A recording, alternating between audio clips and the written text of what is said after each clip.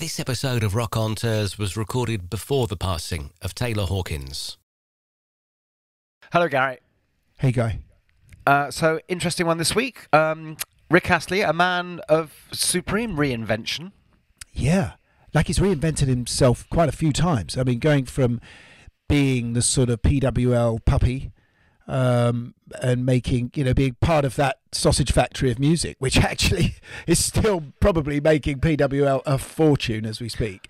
Well, apparently there was a rumor at the time that that if you did sessions like backing singers, and there were hardly any musicians, but if you did sessions for PWL, they didn't actually pay you because they didn't have to, because anything they did was guaranteed so much radio play that you would get massive PPL payments and stuff. Wow. So that I'm taking it you didn't play on any of those records. It was all synth-based. No.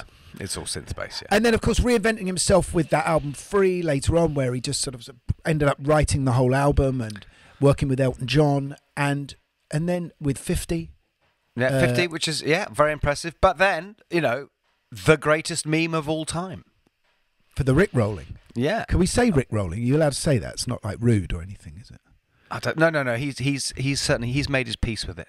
Well, I didn't know what Rick rolling was until doing this research, but apparently I'm one of only, billions of people have been Rick rolled and I haven't. Yeah, no. Well, I always remember the great one. We'll talk to him about it. It was when the Foo Fighters Rick rolled the Westboro Baptist Church, and they turned up on a van, all dancing to Never Gonna Give You Up outside those horrific, nasty, homophobic. And of course he's been on stage with Foo Fighters. They embraced him. They took him on stage. They did this amazing Teen Spirit version of Never Gonna Give You Up. And so as the generations have moved never on. mind Gonna Give You Up. And then recently he's now singing Smith songs with the Blossoms. So there's lots of rock in what appears on the surface to maybe not so rock. Exactly, and that didn't sound like a desperate attempt to placate our audience at all, Gary. But I might as well say prog now, because it's not going to get mentioned anywhere else in this episode. That doesn't actually bother me. Welcome to the Rockonteurs. Okay, guys, I'm ready. This was great, guys. It's so great to talk to two guys that have done this. Well, it's a big tune for sure. I actually wrote that originally for Tina Turner. Of course, I had gone and found Joni Mitchell down in Florida and brought her back.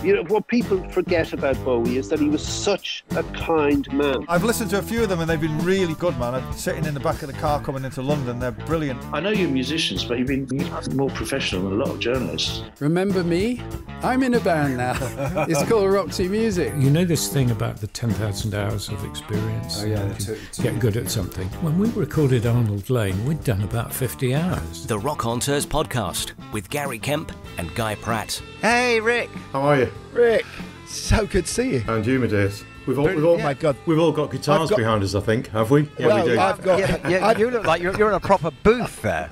No, I've got massive hair envy, Guy. I don't know about you, but that quiff. Hey, come on. That's why I was a bit late, by the way. I was getting the quiff ready. My glasses are still steaming up in the process. I wish I could be late for something because I had to be getting my quiff ready. I love it. He keeps his in a box. Yeah. Where are you, Rick? I'm at home, actually. This is my converted garage at the back of the house. And to be honest, I wouldn't say I've strategically put those guitars there, but every other corner of this room is a mess. And so I thought I'd better just put the mate. camera We on all this do corner. We all do strategic guitar placing. Okay, great. It's Fab. And if you had a studio, like politicians put all their most Nazi books on their shelf. Yeah, exactly. Yeah. I've had this. We moved here about 8 years ago. We live near Hampton Court, and I've always had little setups at home. I had a professional studio once, like a full-on, with a 2-inch machine and all the rest of it back in the day and everything in Parsons Green. And I think because it had just been a boyhood dream, do you know what I mean, of messing around with gear over the years. And then when I could afford it, I just said sod it and went for it and had a studio built. And it was just in that time when things were becoming digital and also just doing everything with the computer. And then all of a sudden a desk and a tape machine, not for everybody, but for a lot of people, became completely redundant, so... Let me just explain to our listeners. A 2-inch machine means that the tape is 2 inches wide. Yeah. It doesn't mean that there's a little machine. Yeah, it's a fucking enormous... Fantastic. It was 2 inches. And What it sits on your desk. splendid German engineering. Very compact, yeah. And obviously we're of an age, all of us, that we grew up with going to studios where it was so expensive to do anything, simply because the tape cost a fortune, the studios themselves cost a fortune, everything. But I just still wanted to do it. It was like, instead of, I guess a lot of people drive a Ferrari into a pool, and I thought, well, I'll throw the money down the drain by having a little studio. You know what I mean? Same sort of relief, I think. Well, I think it's one thing that really surprised me listening to your back catalogue was the quality of production on 50. Oh, well, thank you. Which I think came out 2016, right? Yeah. Thank you. And I'm looking for the producers, and it's just you. Yeah, thank you. Yeah, I did it all here. You played everything. I did. Yeah, I did. It was kind of like, it was a birthday present to myself, that record. I kind of, I mean, don't get me wrong. I wasn't expecting to even necessarily make what we call a record anymore. I was making a collection of songs, and I was going to see what happened. And I bought a new computer. I bought a couple of bits and bobs, and I got into this room. This was the first room in the whole of the house, actually, that we finished properly. And I just said, well, I'm just going to have a go at something, because I was about to be 50 years old. And when thinking of a title for the collection of songs, because Adele was obviously the biggest artist in the world and possibly still is, and I just sort of thought, well, I'll pinch that one before she gets there. And but not thinking that anyone would ever really hear it. I thought my mum would and a few friends, and that'd be it. So. Oh, that's very modest of you, Rick. Well, no, I don't think it is, if I'm honest. I think making records today is not what it was. And I think even if you've got I thankfully went back to the label that I used to be with, BMG, and they were up for it, and they really did an amazing job and really went for it. But you guys know the score. You can have a half decent or even a great record, and it still gets lost in the wind. Do you know what I mean? And so yeah.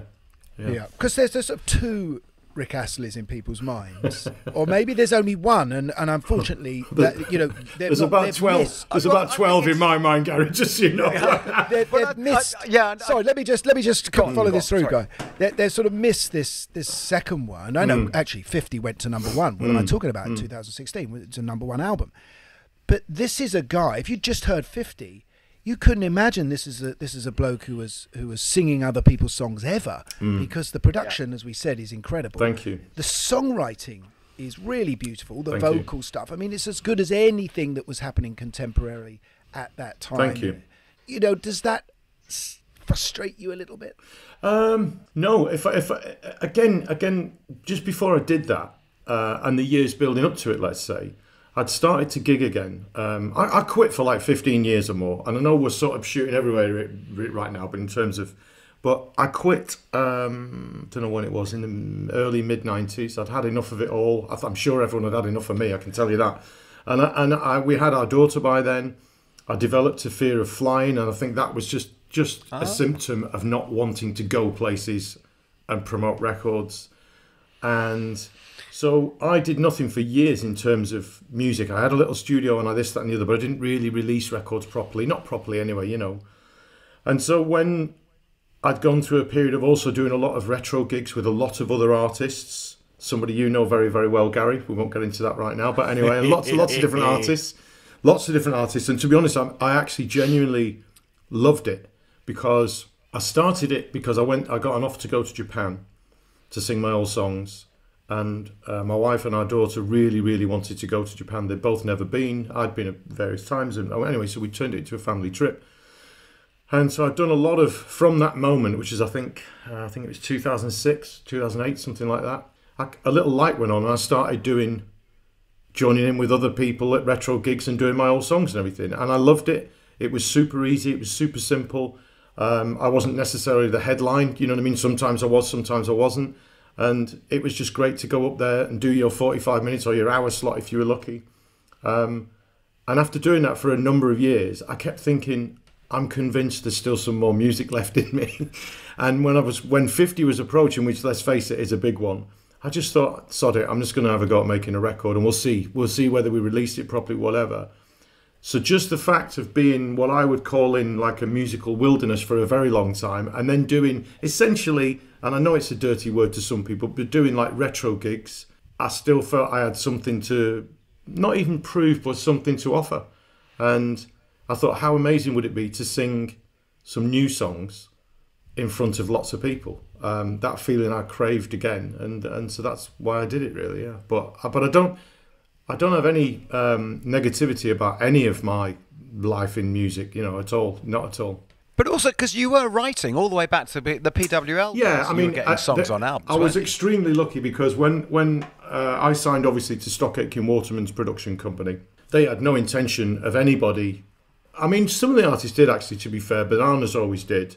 Dead or Alive did. But a lot of the artists they worked with, especially later on as well, the idea was, you're a bit like Motown, you turn up, sing that song, off you go, and that was the deal. But like Kylie.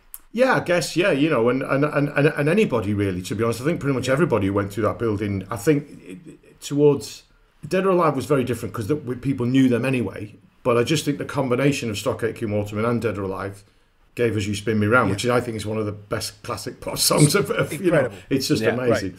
And loads of others that they did.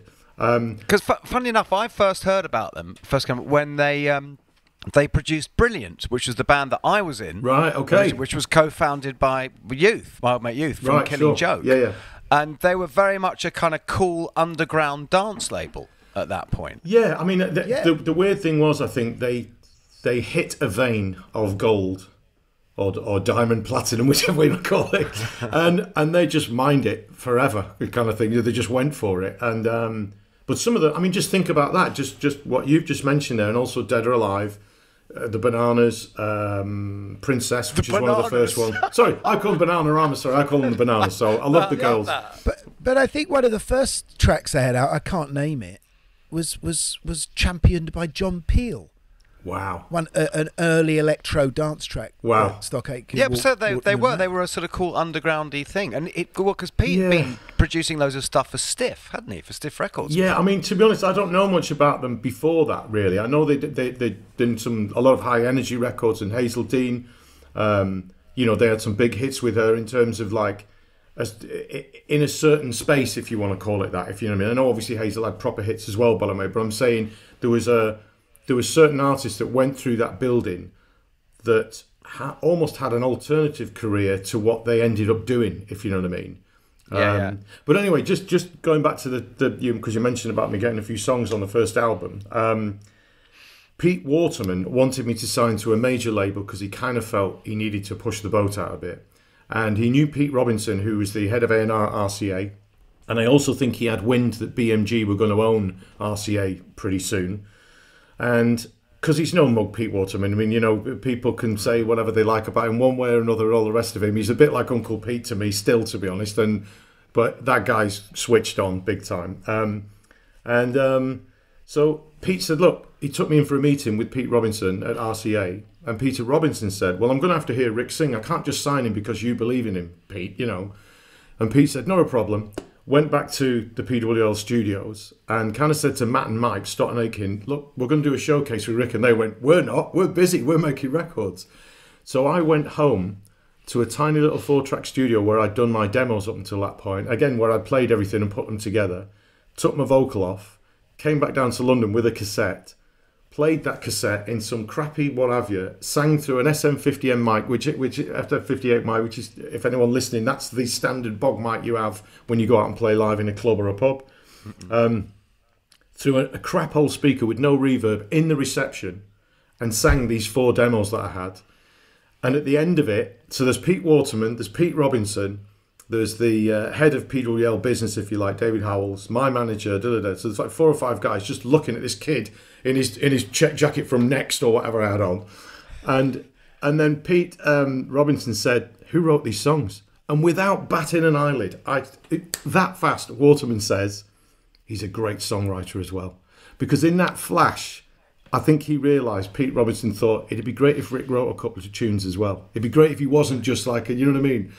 So I got 4 songs on that first album. None of them were singles, and they didn't deserve to be fair, but I got 4 songs on it. And obviously it did really well, that record, and, so... Look, before we get into the whole of making that record, and especially the most famous of course track. Yeah.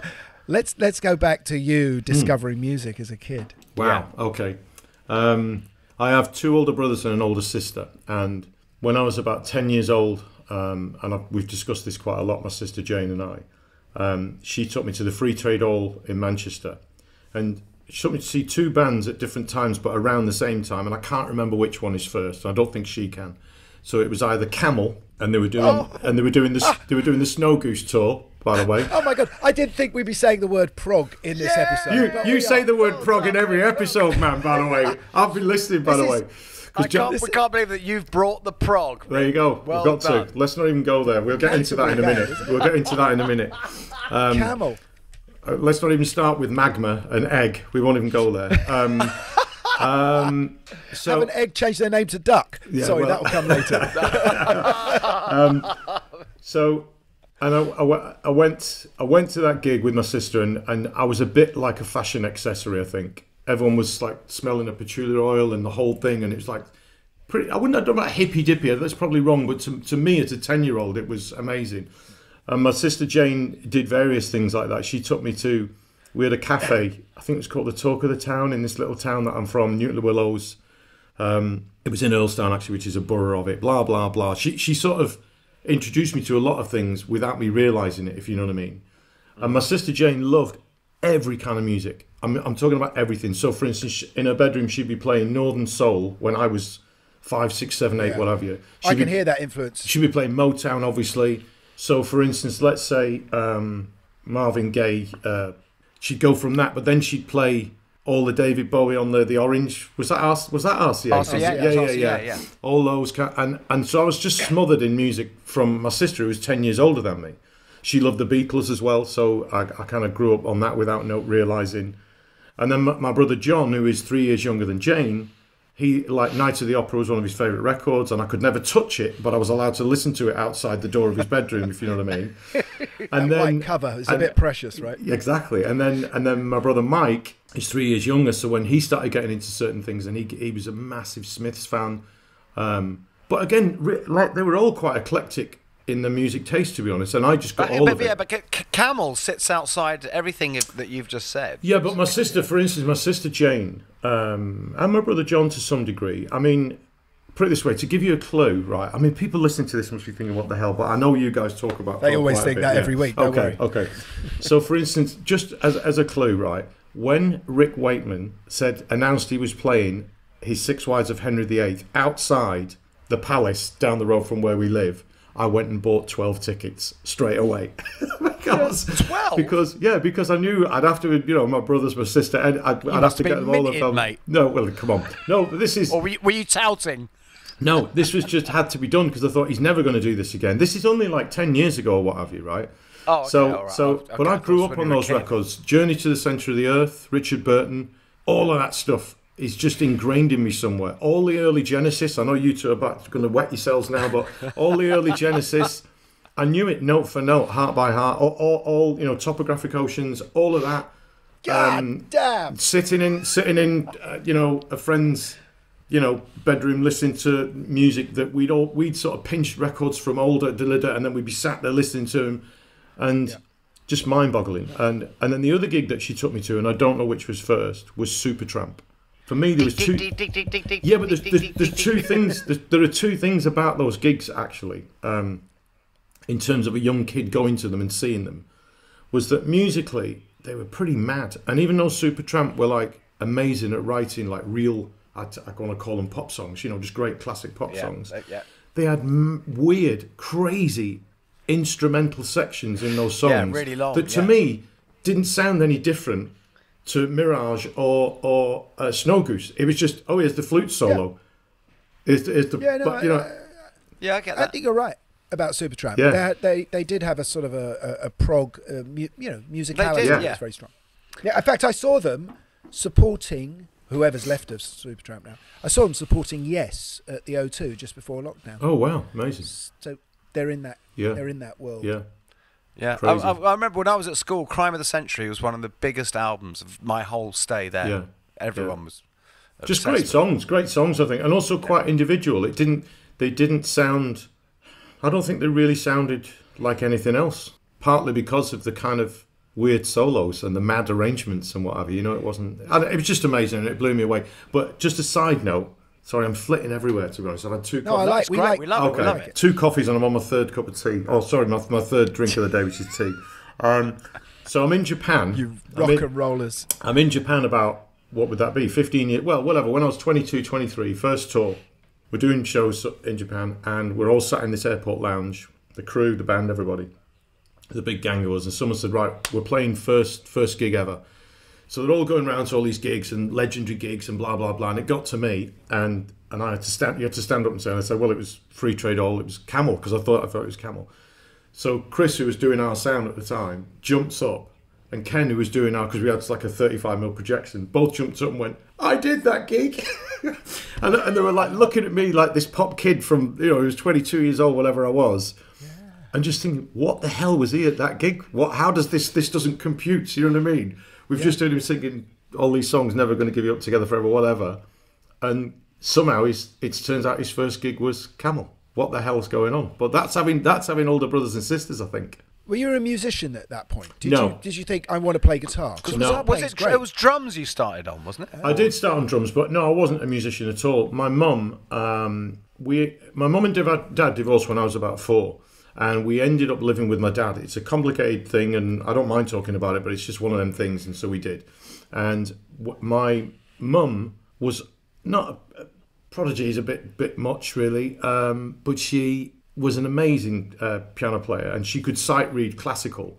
But she could also, if anybody just started singing a song, she would hear the key, go to the piano, and play the song. And that could be... I'm not saying she would know really super modern stuff, but she would play anything from like really old school to what have you. So we always had a piano in our house, and my mum had a piano at her house, and I tinkled on it, but I never really played it. My sister Jane played it a little bit, but we just didn't. I didn't cross my mind, to be honest. I don't know why, it just didn't. And then when I was about 14, I always used to drum on the desk at school, and I just loved the whole thing about drummers, and I don't know what it was exactly, and I just wanted to get a drum kit. So my 2 brothers had motorbikes, and I had a motorbike leather in anticipation of getting my first moped. And in anticipation of getting your first drum kit? Yeah, no, I swapped it for a drum kit, though. That's the thing. I swapped it for this old, crappy Ajax 3-piece, no cymbals, just a hi-hat, like pigskins. It actually had pigskins on the drums. It was that old, right? And my dad had a little garden centre which had this pretty huge greenhouse, and he let me set the drums up at the end of that and play at night. And that's in glass. Oh my god! Yeah, it was just stupid. The noise was ridiculous. Yeah, he let us rehearse there for a while in the first band I was in. But anyway, so that's I just had this inkling that I just really wanted to play drums. I think I'd got on the school drum kit one afternoon and just never got off it, if you know what I mean. Skipped a couple of lessons and got into trouble and just carried on playing and thought I have to play the drums, and that's what I got into. But do you play anything drums on your records now? Because a lot of those that you do are programmed. No, it is programmed, yeah. I mean, we've recorded like kicks and hats and things because I like to do that sometimes. It just changes the dynamic of what...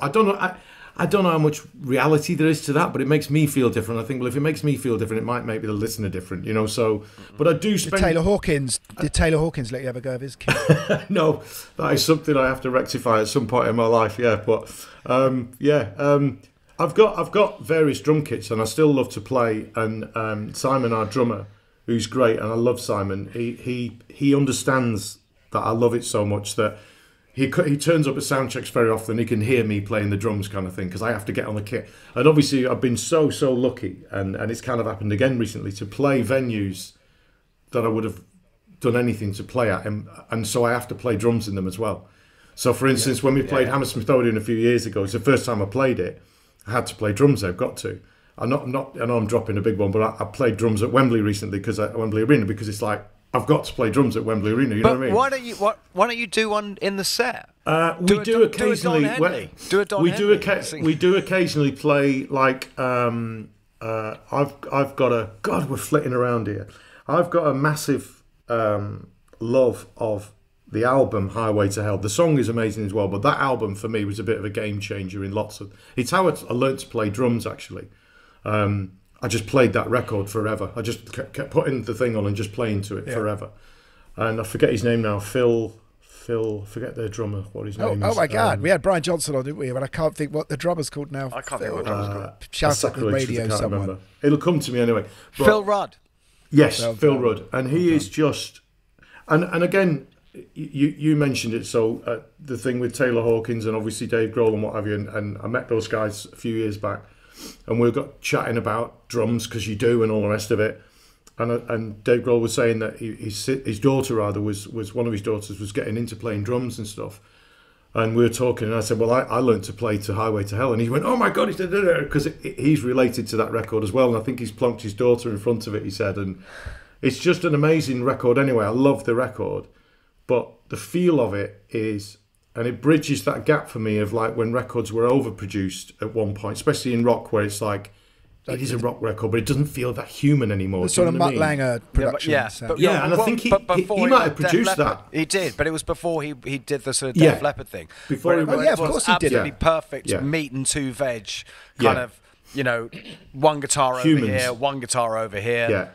And when the solo starts, one of the guitars stops.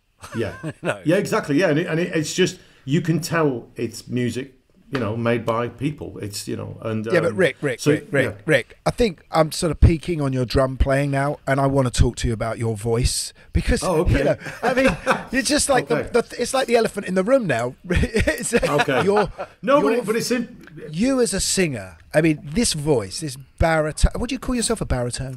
I don't know, really. I don't even know what my range is, to be honest. I need to know what that is, but I don't. But yeah, I probably am more baritone. Yeah, there's that one clip, isn't there? Well, there's actually two, although one seems to be an instrumental of FBI, of your first band playing at some local event.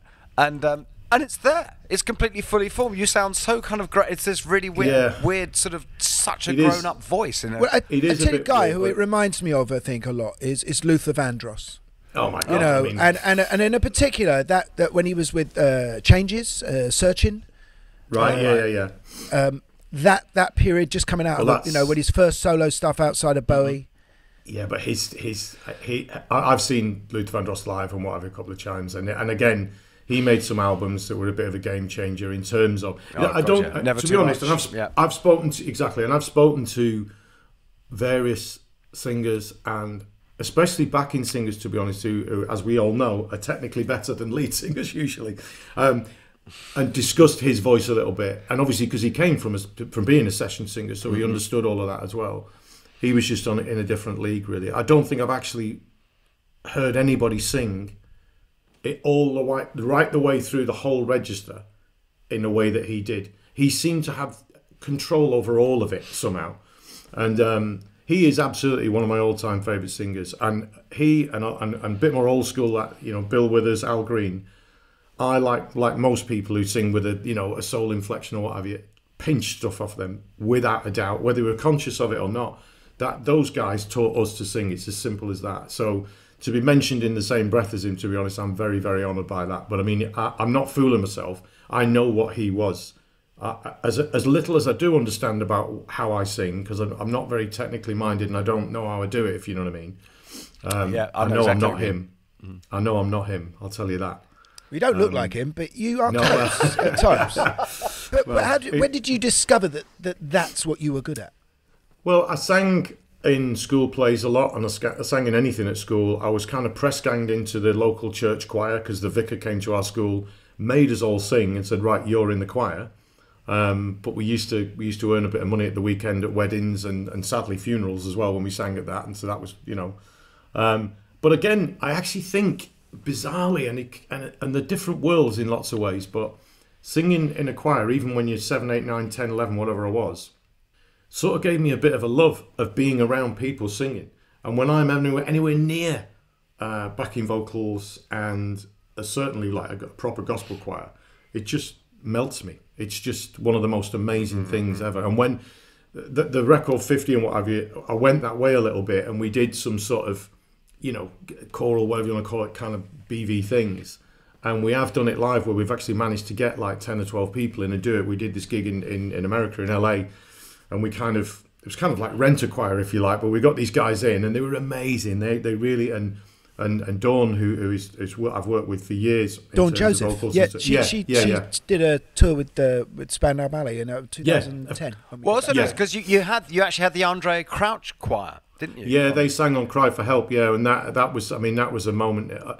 To be honest, I've got a story about that, and I know it's about telling stories, isn't it? So I want to just tell this for a minute.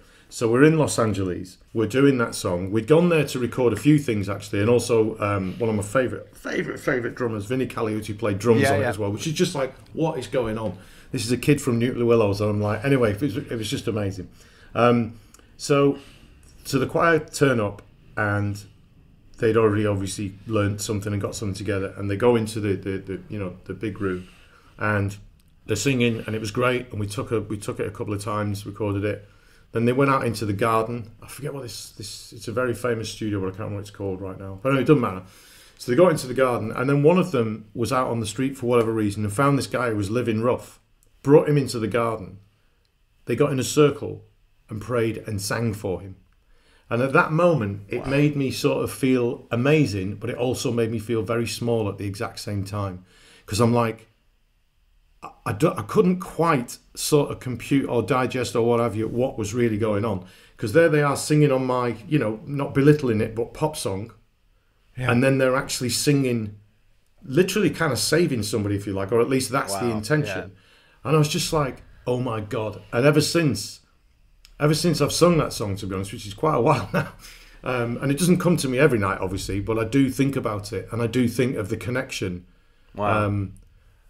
I do, and I also, like I say, the first time of singing in a choir at a church, Church of England, C of E, couldn't be more kind of different in a way. There's still there's a human connection. Well, yeah, a lot of small connection. The two biggest records I ever played on both have the Andre Crouch choir on.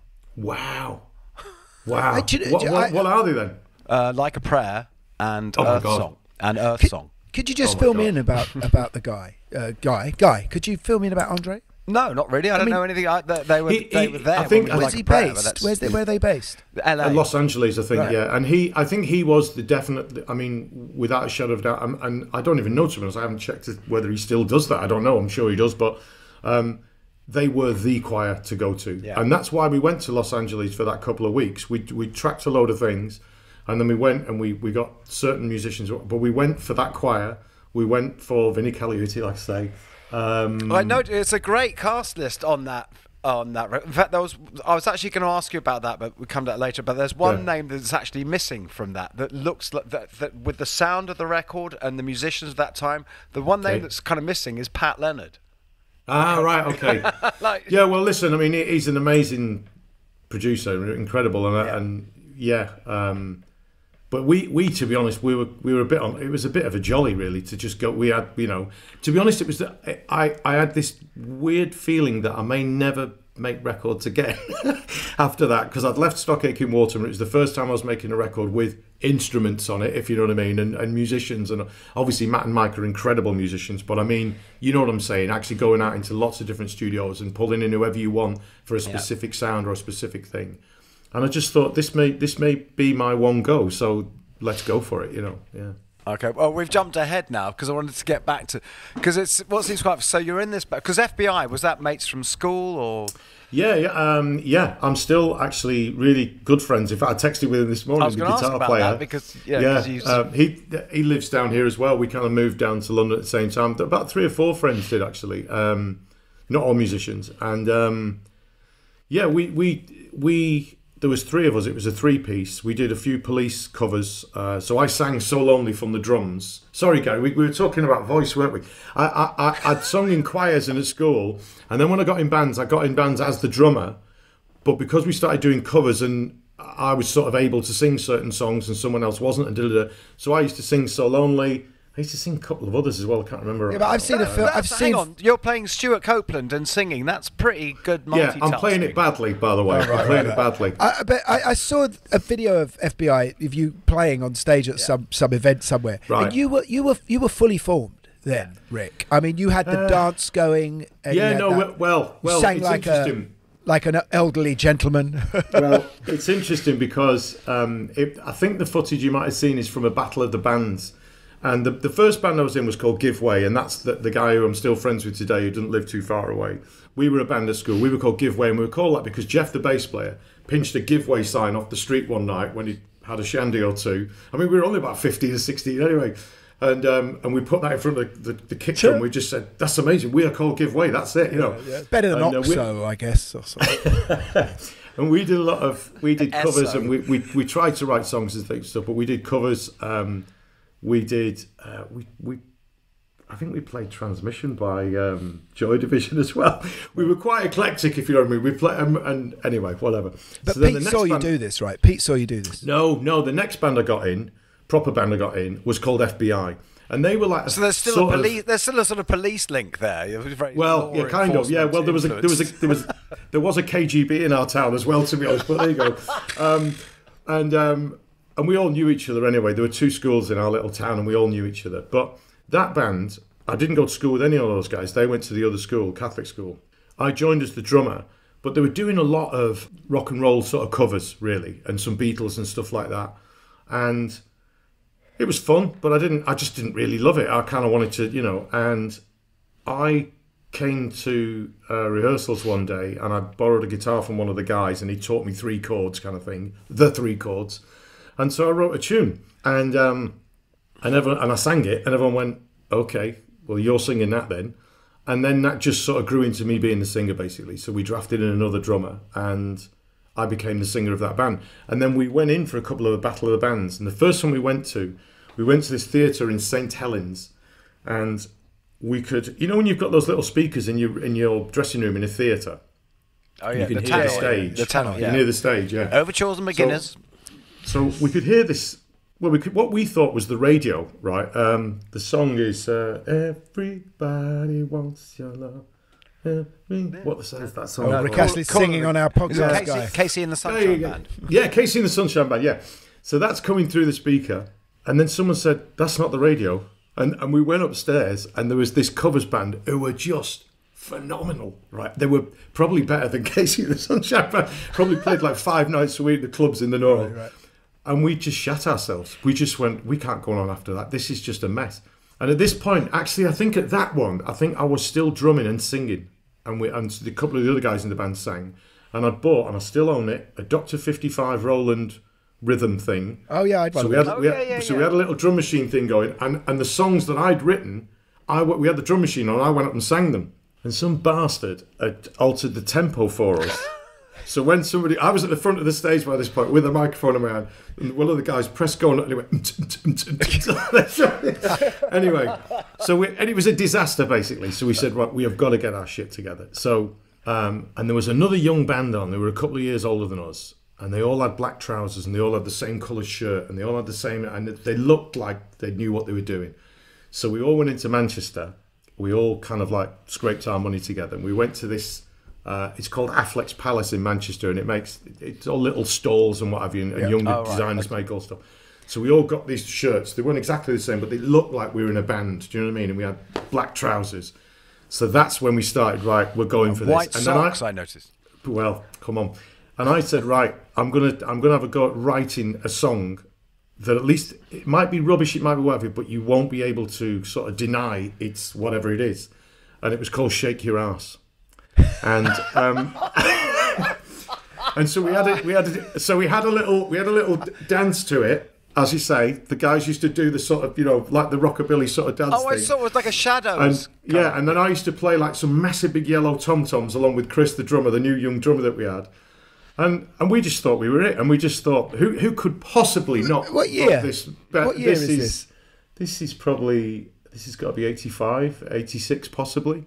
Right. 86 maybe, 85, 86. And Waterman had come up to be one of the judges on this Battle of the Bands.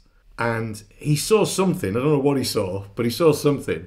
So he got 4 bands, not from that actually, just other bands and what have you. Somebody put this showcase together and we were in it. And he's never told me this, and I don't know whether he did that because he wanted just to see us or whether he just, whatever, I don't know. But a few bands went and did this showcase just for him. He literally turned up to this working men's club where we just all set up and done this thing. And that's how I met Waterman, and that's how the thing of me just signing to him happened, because he saw something in my voice, not the shake your ass, I don't think, but in my voice, that he felt he could mould into something that was possibly going to be a hit record. This is what I find odd, Rick, is that, so this guy goes, yeah, it's the kind of like, yeah, come to London, I'll make you a star, I'm going to sign you. And so you leave your band, move to London, and then make tea in the studio. Yeah. Yeah, it's Did your mum, did your dad? Not quite what you had in mind? Or? Yeah. Not Your exactly. mum and dad must have been a bit concerned about you moving in with this bloke from in London. Yes and no. I mean, the first time I went down to Pete's, it was really early days. They had one studio at the time, and it was, I mean, to me, it was incredible. It was a 24-track recording studio. It was amazing. It was London, just London, London. It was amazing, you know.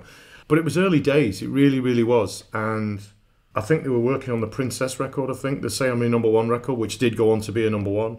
I don't think Dead or Alive were there at that point. Anyway, a few months went by, and that to me is like an age. It's literally like, this is never going to happen. Mm-hmm. But they were busy, you know, and also I don't know whether Pete at that point, I don't know whether he had lots of money to just throw around and sort of say, here's a deal, kid, even if it was for 25 grand or something, which was a lot of money back then, but still, do you know what I mean? He couldn't, I don't think they had money.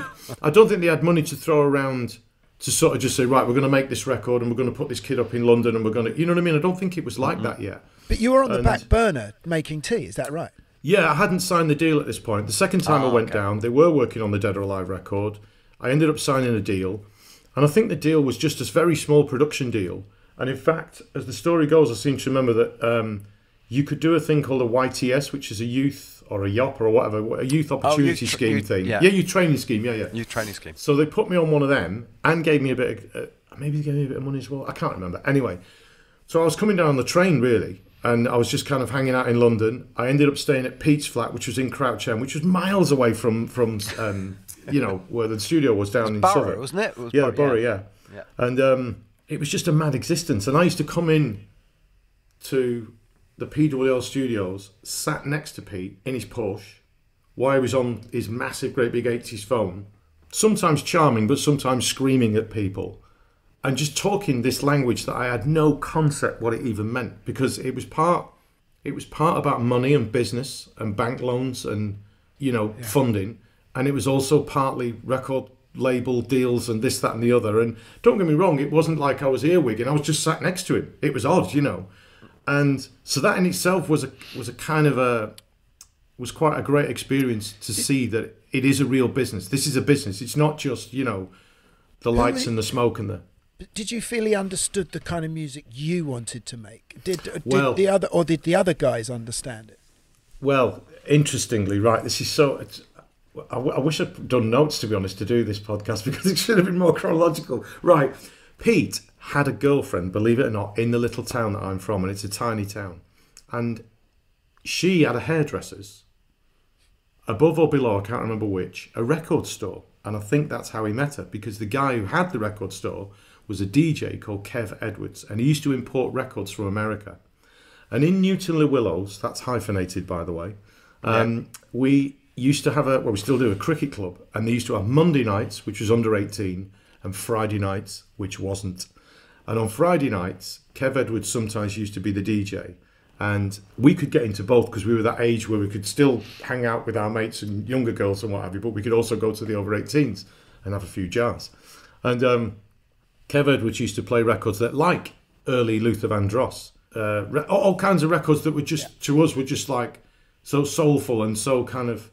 But the thing is, we all used to dress up to go there. We used to put jackets and ties on and dance in rows. And we were just doing what the older guys and girls were doing, to be honest. Do you know what I mean? We just followed them kind of thing. This was like a whole adventure to us. And Waterman, I know for a fact, I didn't know him at the time, and I wouldn't have been able to know he was there, but I know he's been to some of those nights. And I think he knew that I loved Luther Vandross and people like that, and James Ingram and those kind of things. And I think that's where he saw me a little bit, as being, you know, a blue-eyed soul, whatever you want to call that kind of thing. And obviously I think Britain definitely has a very, very, very strong tradition of producing singers who sing in a way and are influenced completely by America. Yeah. You know, I know we've got the other side of it. We've got Bowie, Morrissey, whatever you want to say, but we've also got this thing that is like, it's almost like we grew up on an island in the middle of the Atlantic somewhere. It's really weird, you know what I mean? I find it interesting when I talk to American musicians, especially how they don't understand how if any of us English kids grew up with Motown was absolutely a part of our DNA. Yeah, you know? More than theirs, a lot of them. Yeah, exactly. Yeah, and you think that, you know, early Beatles tracks, they did Isley Brothers songs, and you know, obviously the Who, hugely influenced by Motown. Yeah. I mean, that's. But you're right. I mean, everyone from Cliff Richard to Mick Jagger have been trying to sing like Americans. Yeah, to be honest, unless your lyrics are a certain way, and unless you have a very, I don't know how to put that really. I mean, there's been singers, obviously, and there still is to this day, who sing in a British accent or wherever they're from, Scotland or whatever it is, right? Yeah. But the truth of it is, someone gives you a microphone and you just start singing with an American accent. I don't know where that comes from. But like, this has come up before. But you northern types, you have an advantage in that you say dance, romance, and stuff anyway. So you don't have to do the pretentious repronunciation that Southern. Yeah, that's very. And also, you were coming out of that very credible Northern Soul sort of love of up-tempo, passionate dance music.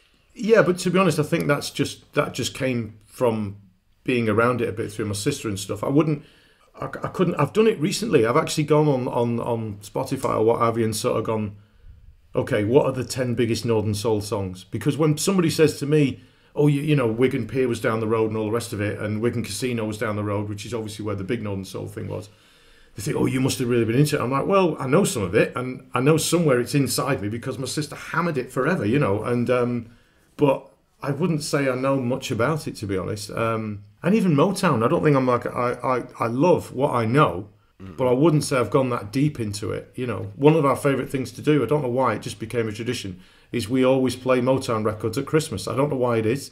We decorate the tree. I think our daughter loved it when she was young, and she's 30 now, and she's still, you know, so we just play Motown at Christmas. I can't tell you why. I don't know why that makes sense. No, because there's a lot of it is inherently Christmassy somehow. Right, maybe so. Yeah. But Rick, when was the first time you heard that backing track for Never Gonna Give You Up? I mean, was that literally the first thing you ever sang for them in the studio? No, not exactly. No, we tried a couple of different things. I sang. They were doing some songs for a film, a British film that didn't really happen to be on. I didn't really go anywhere. And I sang a song on that called Modern Girl, I think it's called. And again, I never sang it publicly anywhere. I just sang it. You know, just sing this, will you? I did. Dump. That's it. It was a bit of experience. I also did a track that I sort of co-wrote with two of the younger guys, the kind of like second team, if that's not the right way of putting it, but whatever. A guy called Phil Harding and a guy called Ian Kerner, who went on to produce loads of records, and Phil mixed so many of their records and was a massive part of giving them their sound, to be fair. So I did a duet with a girl called Lisa, and again, Waterman's idea behind that, I think, was, with no disrespect to Lisa, but because obviously I was signed to them, was that we're going to get Rick's voice in clubs, and they don't know it yet. So it'll be there, and DJs will go, well, played that record. It only came out on a white label. There was no pictures. There was no what have you. So I had done a couple of little kind of testing things, but RCA, I think, were just getting the ump because they sent some money over, you know, many moons ago, and had this kid signed, and thought, well, when are we going to get to hear something? And I think Waterman was under a bit of pressure, and we tried a couple of things. I sang a cover of Ain't Too Proud to Beg, which ended up on the second record, like a sort of totally slowed down version of it. Again, I think that was a tiny bit like, well, Paul Young's had a big hit, but we're doing a ballad version of, why don't we try that? Anyway, so we tried a couple of different things, but the first time I heard Never Gonna Give You Up was really weird because Phil Harding had been kind of brought in to be a sort of programmer to the building to some degree, I think, to Matt and Mike, but also to work with Phil and different things. So Ian Kerner comes in. I literally help unpack the Fairlight that Waterman had mortgaged whatever it was to buy. I literally helped him get it out of the box.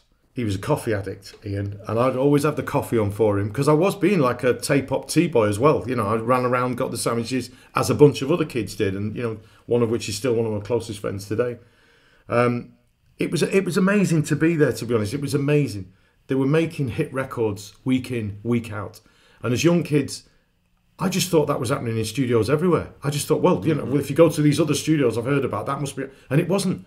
People were in there making an album for 4 months that didn't see the light of day. And these guys were kicking them out every week. Anyway, I'll get back to Never Gonna Give You Up.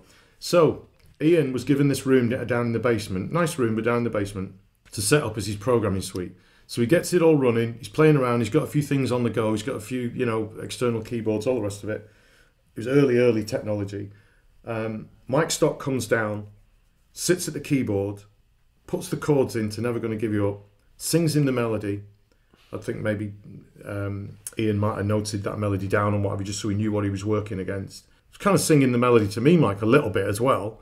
But then told him what he wanted, how he wanted it, had some ideas for this, and we want it to be a bit like this, and maybe a hint of Philly strings and this. That Mike Stock, by the way, take nothing away from Mike Stock or Matt Aitken. I've worked since with a lot of people who are great musicians and very, very, very together people. They were incredible. I think they were so underrated at how great they were. But anyway, so then Ian starts to build Never Gonna Give You Up. And I'm sat there getting the biscuits and the coffee. And I just sat there on his shoulder just watching him do it. I'd never seen a Fairlight before. I had no idea. It was mind-blowing technology, as you guys, I'm sure, used them back in the day and all the rest of it. It was a whole new world of making music with a computer and in a computer. And again, Ian is one of the most gifted people I think I've ever... He's just incredible, Ian Curnow. And that's the strings thing and the brass, I think, is Ian. And... to me, it's such a massive part of the song because when those strings come in at the beginning, it's just like, boom, you're off, So I was just going to say, there's something, and this is annoying because I could have researched this easily. I didn't have time to listen through to everything. Sure, go on. Because isn't there a song another song on your first album that uses the same backing track, or it's the same thing backwards? Or something? Well, I don't know whether it's exactly on that, but obviously having been a tape op, i.e., getting tapes ready, putting them on the machine for a session, and all the rest of it. Because they used pretty much the same equipment all the time, like the same drum machine, a Lin 9000 as it was in the day. And they had some samples going even at that point. You could trigger samples from delays and all that. I'm sure you know all about that. And they could do, but they were building their format, if you like, and they had certain keyboards that they trusted and went to, like the DX7 obviously was the bass sound and just stuff that they used. And so when they put on a tape, if it had like a 116 or 120 BPM sort of drum thing, and they go, well, let's just start with that. And the fact that might have been someone else's record last week, who knows? Maybe Pete would string me up. Kemp Form Records, wasn't it? What about the lyrics? Were they coming? Did they sort of come out in the room at the same time? I don't know whether Mike and Matt and Pete. I don't know whether they'd written the lyrics at that point. I don't know whether they.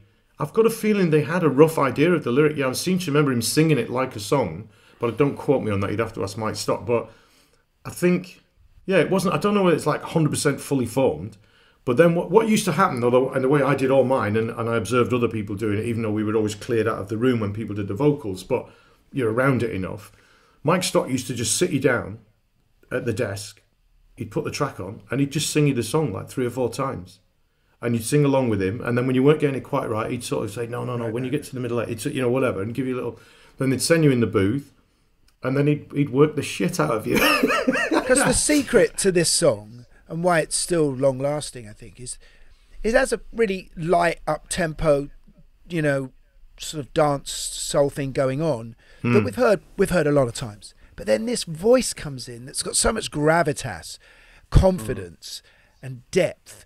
Not like anyone else in Britain singing at that time. I mean, certainly not like Pete Burns or Jason or any of those. Yeah, I mean, but also it's a perfect chorus. It's the words of that chorus are a perfect list, which is why it's been so brilliant to use. I remember people do jokes in election manifestos, like vote for him, or you could vote for Rick Astley because he'll never give you up, let you down, run around, or just it's a perfect. It's become another thing on the internet, obviously. But I think to be honest, I still feel this today.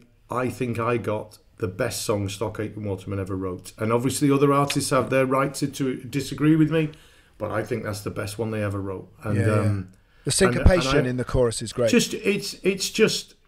I also think what's kind of interesting, because to put a bit of flesh on it, so they did that, and they've got it all going, and at some point I go up and do a vocal on it, but believe me, it went through so many changes you would not believe. So if you listen to the bass line of it... I'd love to hear an early one, actually, probably it's fascinating. To be honest, it's something I've been thinking about a lot recently, because as you get older and you just, and And I've met Ian a couple of times at gigs and stuff, and I don't know whether he ever took home a cheeky cassette at one point.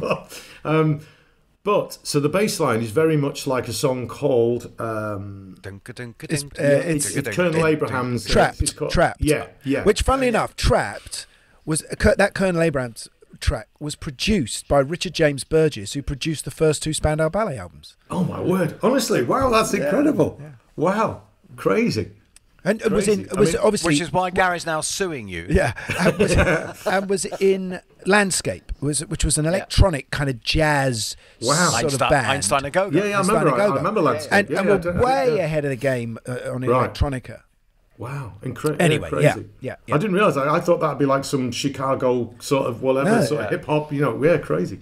But it's. I mean, I loved that record. It's a great record, and I do think, to be fair to Pete Waterman, that is, I think he did want to make a record for me that he knew I would love.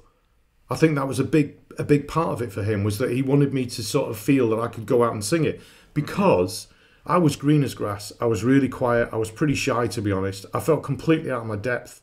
I'd never even spent time in London before, never mind in studios and everything.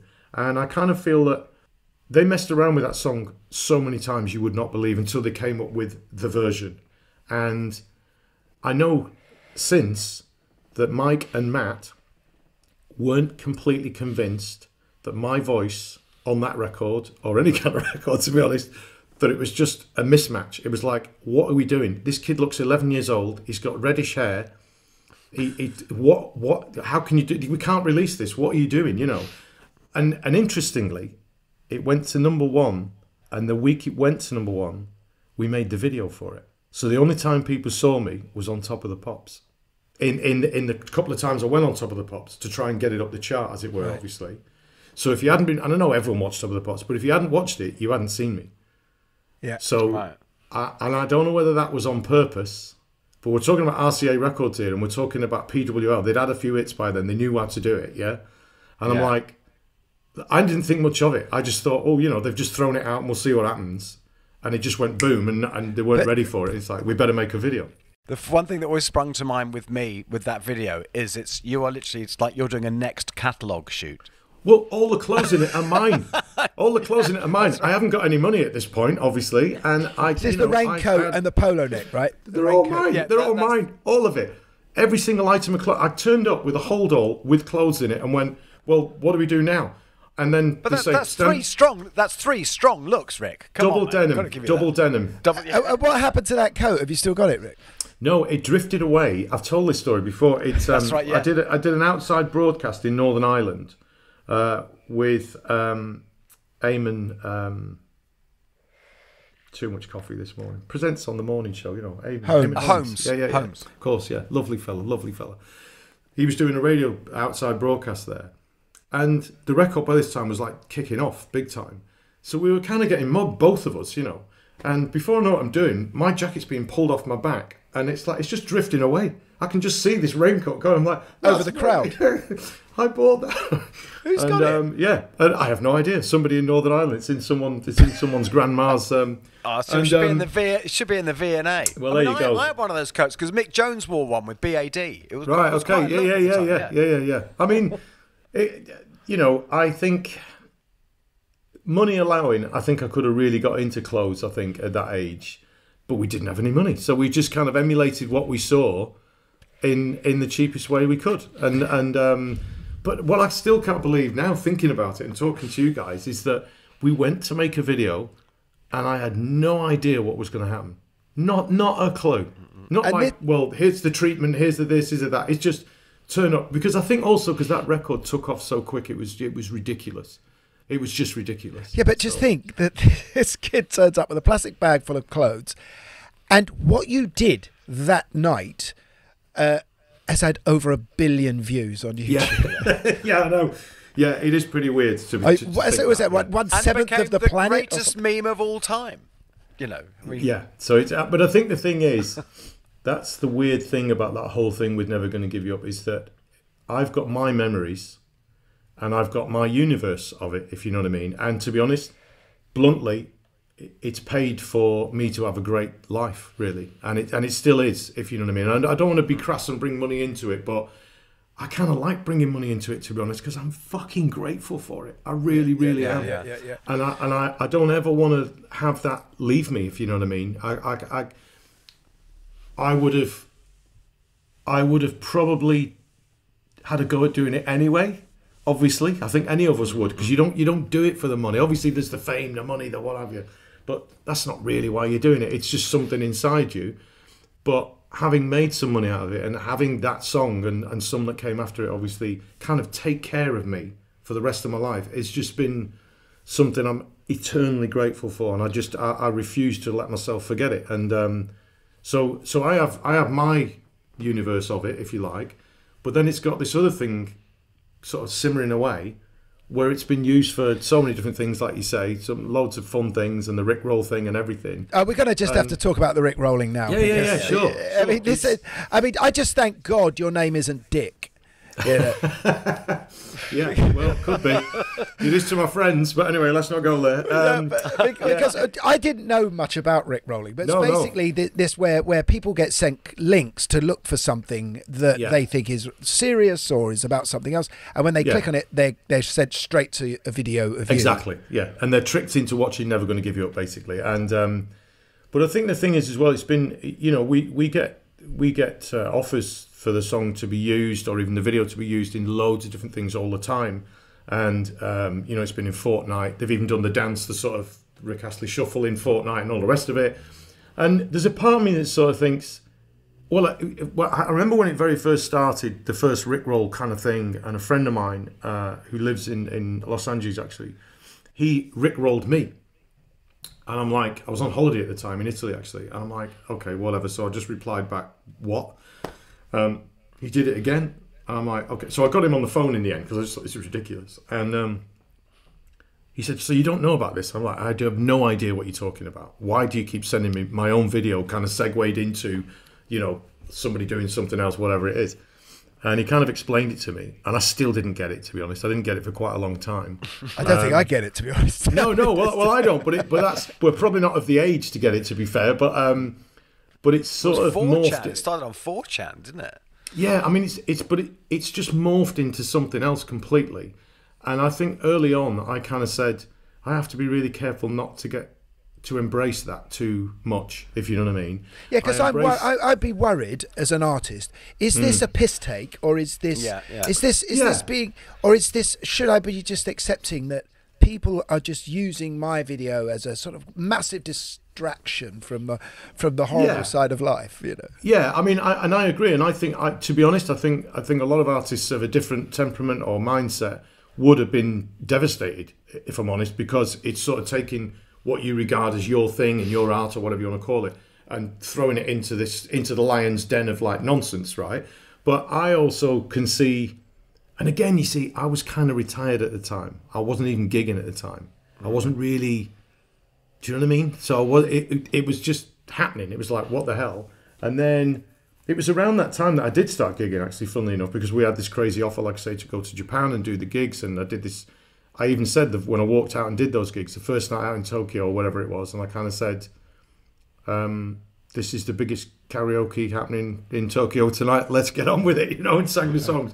And I kind of think that it's definitely helped. It's definitely helped with my social media presence. Of course it has. It's massive. Yeah. I mean, you went on TikTok. The first kind of, I don't know if this was your first being aware of any connection with the Foo Fighters, was when is actually a brilliant political statement when they rickrolled the Westboro Baptist Church. Exactly, and I kind of think brilliant. That's basically like turning you into the Clash or something. Yeah, maybe I don't know about that. But yeah, tell me about that. I don't know about it. No, so, but it was protesting through joy, you know, which is of course. Well, the thing is that those guys have picked a fight with Foo Fighters, I think, and picked a fight with everyone. Yeah, with everyone, yeah, but them in particular, I think at this. So, in other words, when they went, as you say, they went and rickrolled them on the back of a pickup truck, which was for me was just incredible, and I was just like, I don't know what's going on, but I'm loving whatever's going on. I'll just leave it at that. Yeah. And a couple of the guys in their crew, like there's one or two of them, just massive as well, and it's like, and they're all singing this song. I'm like, okay, whatever. And then, so obviously they knew the tune and everything, and then I think they they learnt. Actually, I'm not sure what the sequence is, but anyway, I got to do a huge big festival in Japan again. Funnily enough, a lot of great things have happened in Japan, but there you go. And I am a bit of a closet rocker. I play drums in a 3-piece band with some friends, and we only play like punky rock stuff. Basically, that's all we do. And we only do it for charity because that's how we get away with it. And I play drums and sing, and we have a bass and a guitar. So we play a few Foo Fighters songs. We go from Pistols, Clash, right the way through to anything that's like, you know. We're called the Luddites because if it doesn't happen immediately with no technology, it ain't happening. And so I am a big fan of theirs anyway. And I've I love Nirvana, obviously. Who doesn't? And I think all the way through Foo Fighters, it's been a really interesting journey with what they've done. So we're there, and I said to my wife and some of the guys that wanted to go, I said, look, we can probably get on the side of the stage if we just wing it and just go up there. So we're kind of wandering up to the stage, and their crew and all their security and guys were amazing. They just said, just plant yourselves wherever you want. We'll get you some drinks. You're cool. It's all fine. And then suddenly they came out, and there wasn't a roof, but if there would have been, they would have taken it off. The place just went mad, and it's pretty ferocious the way they play live. It's full on. And so we're just absorbed in it. I've had a few beers by now because my set was way before in the afternoon sort of thing. And one of the guys, who's one of the guitar players, Chris Shiflett, comes over and gives a big hug to a friend at the side of the stage. So we all moved out of the way so we could do this and everything. And then a little while later, a couple of songs later, Dave Grohl's coming over. So we're all kind of moving out of the way thinking he knows this guy and he's about to give him a hug. And he comes over to me. And so I was like, okay, what is going on? And he just gave me a big hug. He said, hey, I'm Dave. And I said, I'm Rick. And and he said, hey man, cool. Walked out onto stage. And I'm like, okay.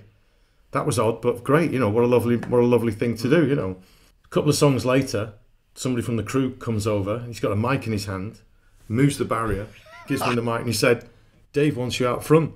And I'm like, "Oh fucking hell!" And I'm thinking, he's probably going to invite me out and sort of say, "You never guess who's here, everybody."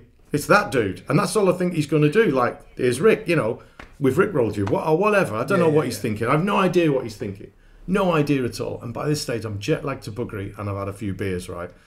So I'm just thinking, whatever. So he whispers in my ear, he says, so we're going to do your tune, but it's going to sound a bit like Teen Spirit. And I said, okay. So they just steam into it, and I'm like, I don't exactly know. I don't know what to do. There's 50, 60,000 people in a baseball stadium in Tokyo. I don't actually know what to do. So believe me, I was not trying to be rock and roll. I just didn't know what else to do. I just went to the front of the stage and screamed for all I was worth, "Come on, you motherfuckers!" Yeah. And then we sang "Never Gonna Give You Up" to sort of the backing of "Smells Like Teen Spirit." Yeah. It was just weird, and they jammed it in the room. They have a little jam room before they go on. I found this out later. They jammed it in the room and said, "If we see that dude, we are definitely playing this." And sure enough, they saw me, so they definitely played it. There must have been a bit of you at that moment thinking, this is the most credible thing ever. This has just jumped my career into another area that I never thought I'd become part of. Honest to God, I've thought about things like that since, because people have said to me sort of like, "Oh my God, so you've met Dave Grohl and you've hung out with those guys," and and I've thought, we'd had a few. We really had a few. Do you know what I mean? Because we were just going to get on a long flight home the day after. Yeah. And I got out. I was so kind of like not in my own world at all. And I was pretty nervous as well, because I wouldn't have judged those guys to do anything cruel or piss takey anyway, but I had no clue of what they were going to. I had no idea what they were doing. I didn't know whether they'd had a few, and they were just sort of going, "Is this dude? Well, I don't know, whatever, No,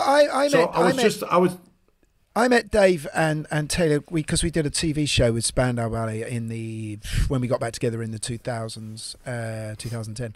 And they came straight up to us. They are British pop 80s obsessives. Yeah. Before they did all of their grunge stuff. Yeah. That's what they were into as kids. No, totally. Well, MTV and the you're somebody you know very well, Toby on keys, yeah. Toby Chapman. Oh, yeah. Toby was with us that time because we'd gone through this thing of whatever. So Toby came to play keys for us, and when they found out Toby was with you guys and played with you, they just couldn't believe it. They were like, "Oh my God!" And they were like singing Spandau Ballet songs and all the rest of it. And it was just, I 100% agree. One of the things I do love about them actually is I know they're a rock band. It says that on the tin. You know what I mean? They are a rock band, absolutely.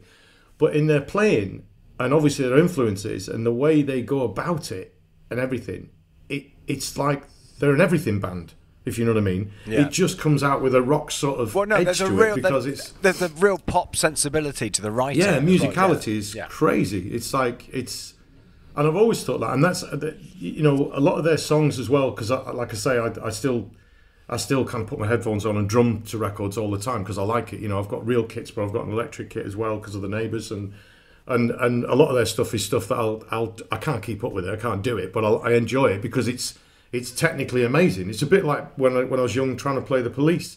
It stretches you because it's like it's something different. The time signatures and the way they accent things and go about stuff it's just really technical. Yeah. Well, technical is perhaps not right, but it's just really musical, let's say. Yeah, inventive. And, inventive, Rick, Rick, what's next for you? We are going to America to do a load of gigs, and this is kind of a crazy one, but I'm really looking forward to it. I've been invited by New Kids on the Block. They've done this a few years running now, I think, or every few years. Salt and Pepper and On Vogue. So I'm all over that in terms of songs and everything. Yeah. So the four of us are going to... been around the block a few times. Yeah, definitely. Oh, yeah, New Kids on the Block, I get it. They did. They covered a song that I was part of. Oh, really? Set Adrift on Memory Bliss was on their big album. Oh, really? Oh, wow, okay. New Kids on the Block. Get to dig it out. Yeah, massive, yeah. And it's going to be a lot. I mean, one of the fun things, and something that I sort of... It's really weird because I kind of really miss it, but I'm also unbelievably grateful that the record 50 and what have you, and since then I've been able to sort of go out and do bigger gigs myself and sort of go and just, you know, do my own whatever.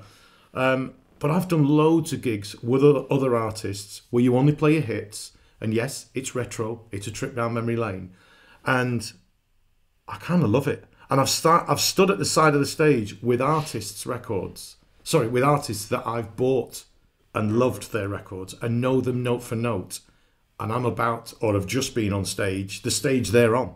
Like Level 42 is one of my all-time favourites. Yeah, because you co-wrote with Mark King, didn't you? I did, and I think, again, he's one of those, he's an animal, that guy, he's an animal. He can play anything, he's the most unassuming, he talks in such a way about his musicianship that it's like, well, I just this and I just that. And he's a crazy drummer. Great guitar player, to be honest. I don't know about, you know, widdly, but in terms of like his chops playing the guitar, just great. And you know, Level 42 were definitely one of the bands that we all aspired to in terms of, you know, they were just amazing musicians, and it was allowed to be a great musician in pop music. It was like, these guys can actually do it, and again, you guys know all about it. You know, you've been there and done it and all the rest of it. We're in a moment where there are some great musicians, there are some great bands, there's always something great, of course there is. But the 80s has got a really weird thing, because the beginning and the middle of the 80s was very, very much about artists being musicians. And the end of it, and unfortunately, I'm definitely part of the end of it, that sort of drifted away. It went totally pop and just sing the song, love. We don't really care whether you can play, we don't care if you can read, to be honest, or you can talk. We're not really bothered as long as you sing the song. And then the early 90s with the Uber A&R men, like, you know, Simon Cowell. Yeah. And it's just so... And listen, I don't have an axe to grind, I don't have anything. I'm just saying that's part of the rich tapestry of it all, I guess. But a lot of those gigs that I've done, like the Rewinds and what have you, Henley and different things like that, you know, ABC, my God, did I love some of their records. And I've got to know Martin a bit and hung out with him and all the rest of it. And, you know, and obviously Tony as well, and, you know, and your records, and, you know, just records that... But you're doing the Smiths now, aren't you? Just quickly before we have to say goodbye to you. Yeah, sure. Yeah. Well, I don't like doing the Smiths now, but yeah, I did. It's a long story. I did a podcast, funnily enough, so that you be careful, guys. You never know what can happen on a podcast. With Blossoms, which is a band from the Manchester area, and we got talking about influences and what this, that, and the other. And I said, you know, as a younger guy, one of my brothers was really into the Smiths, and I really got into it as well. And I think later on in life, I always had this dream that at some point in my life, I'd just go and do a set of Smith songs just for the fun of it, because I do it in the car all the time. I was building a shed this year, actually, or last year, I should say, and that I just went through catalogues. I love doing it, and where you go to the very beginning of someone's career and just listen to every record they ever made. And anyway, so I was doing the slate roof, get me, and it was lockdown. We did a lot of crazy things, and I just listened to the whole Smiths back catalogue, and I mentioned my love of the Smiths to Blossoms and said, at some point in my life, I want to go on a stage and just sing their tunes. People will slate me for it, they'll kill me for it, they'll do everything what, but I just don't care anymore. I don't care anymore. So anyway, something must have been seeded there, because a couple of weeks later, they got in touch and said, well, we'll be the band. So they were doing some gigs, and I got up with them and we sang a couple of tunes. We did This Charming Man, obviously. I can't remember what the other tune we did, actually. It might have been Panic, maybe. And that was to announce that we were doing the gigs, because I'd secretly gone up to their rehearsal room up in Stockport, and we'd thrashed through a few of the songs, and we all just looked at each other and said, we're going to get absolutely fucking murdered for this, but we don't care. And so we just said, right, we're doing it. And we did them, and we did 2 gigs. We did one in London and one in Manchester, and it was just incredible. It was just amazing. And I understand, and I really do, I really, really empathise and all the rest of it with people who were horrified by it. No. I just don't care, to be honest. I loved it, and, you know, yeah. I think this is probably a good time to say goodbye to This Charming Man, then, isn't it? There you go. Yes. Yeah, there you go. That's pro, isn't it? Don't panic. But that's probably the sort of thing Eamon Holmes might say as a single. Indeed. I love your banter between the two. It's working well. Mate, having you on has been incredible, and we've gone really way over our usual time. And I think that's because you are a raconteur. Yes. Listen, I've really enjoyed it. Thank you. And I love the show, by the way. I'm not just saying that. Giles, who, you know, obviously mentioned some time ago, actually, that he was doing this thing. I said, oh, check that out. It sounds interesting. And I've listened to loads of them, and I really, really enjoy it. It's one of the things it's made me do is listen to records again. And if nothing else, even though it's great, by the way, just listening to the show, but if nothing else, it stopped me in my tracks going, there's no way he played that on that. There's no way somebody did that. And I go back to the record and I go, bugger me, they did. And I've loved it. I've absolutely loved it. Fantastic. Thanks, Rick. It's a treat. It really is. Oh, wow. Gave Joe Elliott a run for his money there. I mean, what a lovely, affable man with what a story. I know, just endless stories. And also, Camel, who would have thought? Camel were one of his first so bands. Funny, especially after we thought we had to get the prog out of the way in the intro. No one thought they'd be listening to the Rick Astley episode and going off and listening to the Snow Goose, did they? Exactly, but they will, and that's why you need to keep it here, people. You do, because, and as Rick said, you know, you can learn you're going to go back to so many records by listening to our show. And we hope you listen again next week, and loads of nice messages coming up on social media. Send some questions in. We would love to answer them. Will we? Well, I might. You might get the answer. Yeah. Oh, they'll all be for you. So good. We say goodbye then. We say goodbye. That was. Thanks so much. Thanks to Ben, our producer. Thanks to all of you for listening. And good night from me. And it's good night from all of us.